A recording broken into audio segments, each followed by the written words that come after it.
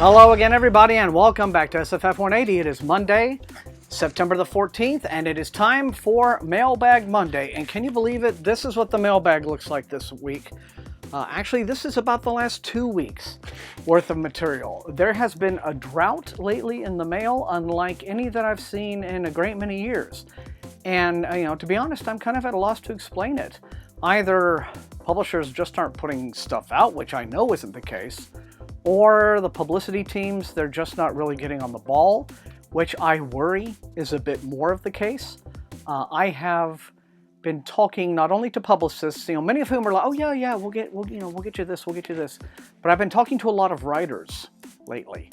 And it's one thing when you get queries from independent writers and self-published writers, because of course those people have to do their own promotion, and so you expect to hear from them, and some of them I'm able to return and reply to.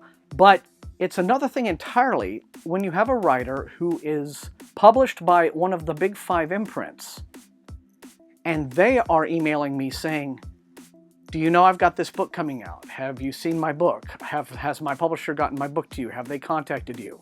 And the answer is no. Presumably one of the remaining advantages of going with traditional publishing, if you're a writer, is that you've got all of that corporate machinery and money behind you. You not only have a publisher, but you have their marketing departments.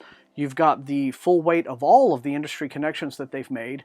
They've got a budget behind getting your work out to the public, either through reviews or through whatever other avenues that they do in order to promote your work.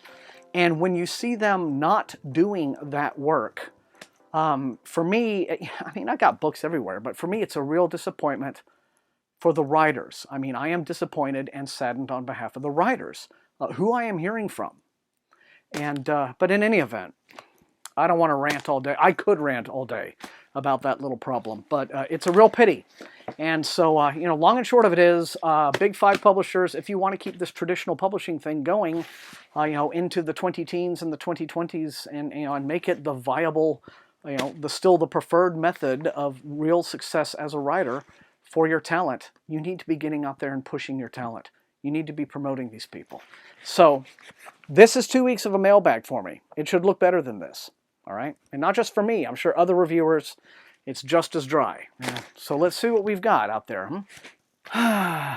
Really, it gives me no pleasure to have to say things like that. But anyway, okay, this is a package from the Macmillan Company. Let's see what we have. All right, this is Dragon Coast. This is the new book by Greg Van Eekhout. It is the latest, it's the 3rd installment in a series that began with California Bones and Pacific Fire, and it comes out in hardcover tomorrow from Tor. So thank you very much, Tor, for getting Greg's book over here to me. But in any case, it says in series opener California Bones, we met Daniel Blackland, a street-savvy con artist trying to take on the biggest heist of his life, only to come up against the despotic leader of the Kingdom of Southern California himself, the terrifyingly powerful Hierarch. So this continues with the adventure, and it says it is a fantastically warped alternate universe Los Angeles. If you've been reading these books, let me know what you think. They look like a lot of fun. So Dragon Coast is brand new from Tor in hardcover, comes out tomorrow, September 15th. And this is a random penguin package.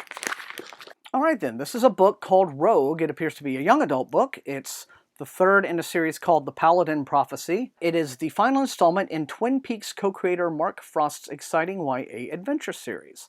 Okay, so the first 2 volumes are called The Paladin and Alliance, and this hardcover is, well, apparently it came out last week, September the 8th. But let's see. After showcasing his talent on television, film, and adult literature, Mark Frost created The Paladin Prophecy, a captivating and action-packed series for teens.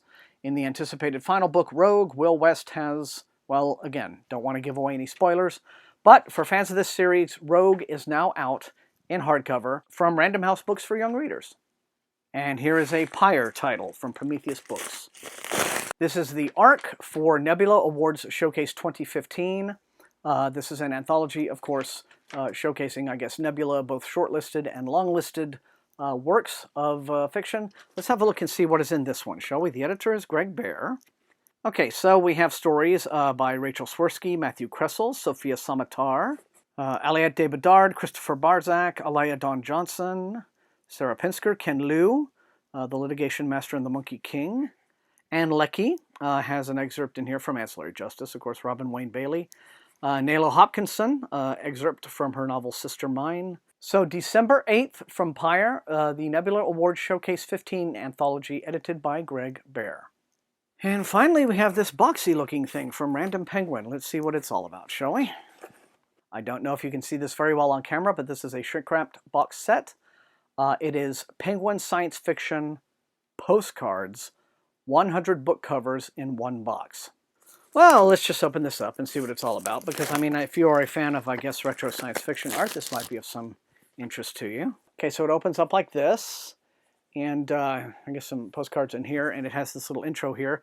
Penguin has been publishing science fiction from the very beginning of its history, with Samuel Butler's Erewhon in 1935 and Olaf Stapledon's Last and First Men, 1937, incorporating the now world-famous tri-band design, blah, blah, blah. Later science fiction covers through the 1960s and 70s were inspired by surrealism, expressionism, psychedelia, and pop art, charting science fiction's emergence as a literary force while embracing the spirit of its pulp excess. This collection will make you smile or shake your head in wonder. It is something to be shared and treasured. Okay, as a historical artifact, I can see this is quite worthwhile. Let's have a look at some of these, shall we? There's a Day of the Triffids cover. Very retro looking. Let's see. Pulsar #1 anthology cover. I mean, they just go on and on and on. What is this one? Aldous Huxley's Brave New World. Let's see. Harry Harrison, Bill the Galactic Hero. There's Harry Harrison's Make Room, which of course became Soylent Green, the movie. The Tides of Time by John Brunner. That's very, very retro looking. There's Philip K. Dick, Time Out of Joint, looking like some kind of cheesy video VHS movie box art from the 80s or something. Okay, this is kind of a neat thing, you know, and I'm glad they did it as a historical artifact. It's kind of nice. A $25 set, Penguin Science Fiction postcards, 100 book covers in one box. This will, of course, you know, be of interest to, you know, people with a sense of nostalgia for SF's kind of cheesy, pulpy paperback past. But still, I cannot help feeling those pangs of frustration when I know there are books that I'm requesting and there are authors out there contacting me looking for the publicity, you know, Penguin titles that I'm not getting, you know, but I get a box of postcards. You know, I try not to feel that frustration, but sometimes it's just hard. Well, you guys, that is it. Seriously, that's the mailbag for September the 15th. I'm sorry if it was disappointing, but then again, maybe there's something in here you're really excited by. I want to thank you all again for subscribing. The channel is growing, getting very, very close to 1,500 subs right now. So thank you all for that. As always, please let me know, light up the comments, what you think. Let me know which of these looks most interesting and exciting to you, and please share the video far and wide with your SFF reading friends. And above all, remember, please sub and tell all your friends to do so as well. That is how SFF180 grows as a channel. And I thank you all so very much for joining me, and until I see you guys next time, happy reading.